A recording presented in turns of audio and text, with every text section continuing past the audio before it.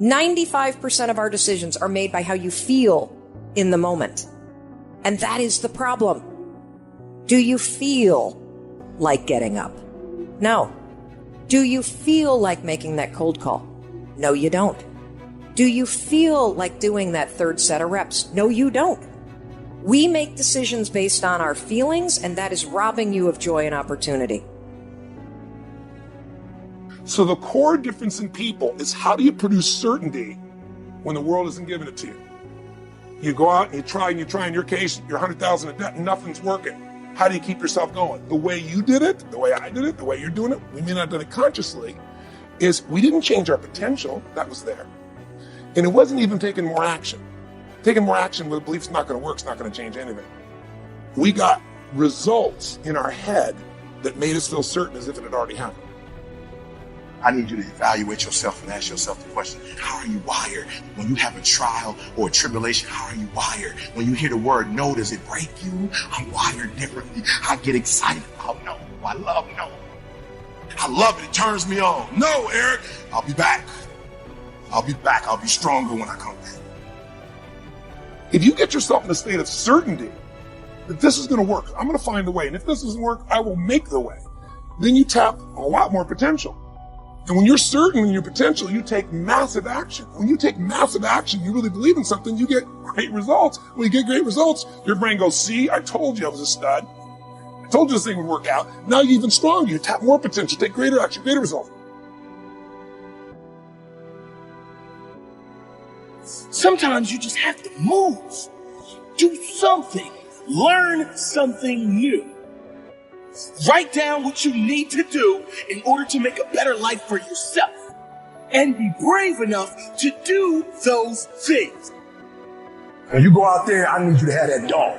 When you get out there, I need you to kill or be killed when you get out there. We ain't playing no more. We ain't taking no prisoners no more. When you get out there, whatever you can get, go get it. Because they gonna get it before you get it. And they ain't gonna give it to you. So you go out there and get what's yours. And that moment that you finally begin to break through and build something extraordinary, in that moment, the realization is that it was always you trying to figure out how to become the best version of yourself, and ask one simple question: how extraordinary can I become? What am I capable of? What are my limits? How far can I push myself? In this time that I have on this earth, exactly how much of my potential can I wring out of myself? How much can I become capable of? How far can I push myself? What can I build? How can I change this world? But all by doing one simple thing: pushing myself to get better every day. And as Napoleon Hill said, strength and growth come only through continuous effort and struggle. One of my first mentors said that we're the only creature on the planet that's totally disoriented in our environment. He said all the other little creatures are completely at home in their environment, but they operate with instinct. You see, it's perfect. We have been gifted with higher faculties. We have the ability to create our own environment, but we've got to understand ourselves. We don't have a soul, we are a soul. We are living in a physical body corresponding with the material universe. Now we have to understand this, and if we don't understand it, we're not going to make it. And we've got to understand, like I can look at your body, I can tell you all kinds of things about you. You are dominantly a left brain person. You got a little bit of right brain, enough to really, you got a quiet, sensitive side to you. It's a little shy side, but that's very small. So it's not many people would see it. You have a tendency with things, if they hurt your feelings, you'll have a tendency to hold it inside. You want to start releasing it, or you're going to have a stomach problem. Now I can tell that by looking at your body. Wow. But I and he's right, by the way. Yeah, but there's so much about ourselves we never learn. The part of our mind that controls us is our intellect, or our subconscious, where the paradigm is, but we're trained to live through our senses. We're trained to go by what we see, hear, smell, taste, touch. And we've got to understand that we've got this genius within us, and if we will consciously gain an awareness, an understanding of how to alter the paradigm that's controlling our behavior, when we learn that, we can start to improve life, just like that. And there's no end to what we're capable of doing. We're conditioned genetically. All mom's DNA and all dad's DNA becomes our DNA. There's two particles of energy come together. That's the moment of conception. 280 days later, we make our debut on the planet. Then we're programmed by our environment. Because our subconscious mind, which is totally deductive, it has no ability to reject. The subconscious mind is immoral. It's like the earth. It doesn't care what you plant, but it'll return what you plant. Earl Nightingale used a beautiful example in The Strangest Secret. He said, you can plant nightshade, a deadly poison, not a 16th of an inch away. You can plant corn, a sweet food. One will grow with just as great an abundance as the other. And that's the way your subjective mind works. You put the wrong idea in, it will grow. Put the right idea in, it will grow. We have the ability to change what's in there. We did not program it. It was programmed through genetic history. We're the confluence of a genetic pool that goes back for generations. That's at birth, and then environmentally.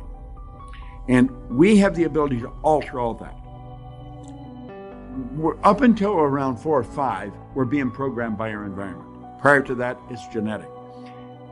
The programming is dictating our results. When we change the results, we've got to gain an understanding that we've altered our own consciousness. But if we don't understand all of that, we will point it down to it's him, it's her, it's it, it's this, it's that. We point to something outside as the cause of what's going on inside. That's never what it is. It might have been someone that helped us shift this consciousness, but we've moved it. And if we want success, we've got to change what's inside. Right. It's essential, and it doesn't change until we do that. Live each day with integrity.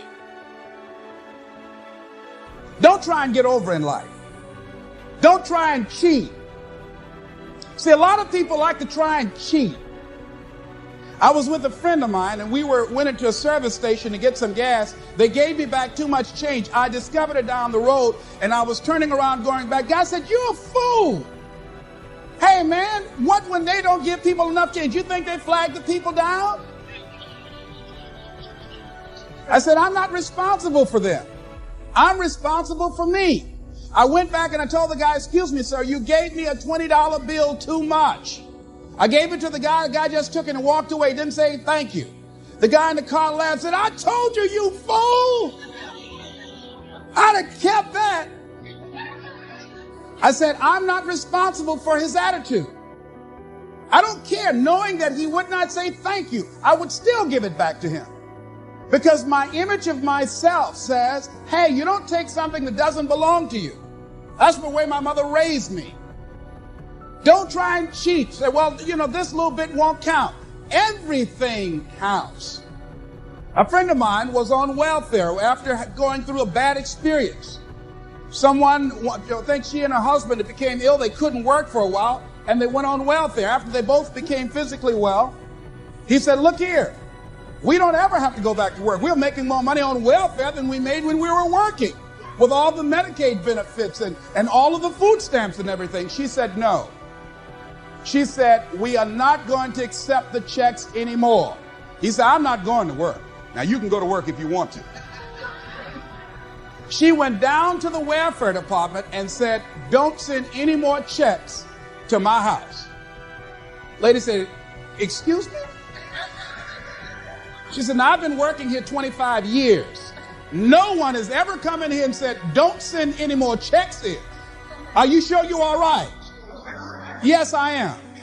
And she went home and told her husband, don't look for any more checks because I told him to cut the check off. Now we've got to find something to do. And they started a paper route and got over 1,500 customers and were making money hand over fist in a spirit of dignity and achievement, not ripping anybody off. That was the critical choice. She could have very easily said, well, everybody else is doing it. Why don't I do it? But she decided not to follow the crowd. I like what Whitaker said, what you think about me is none of my spiritual business.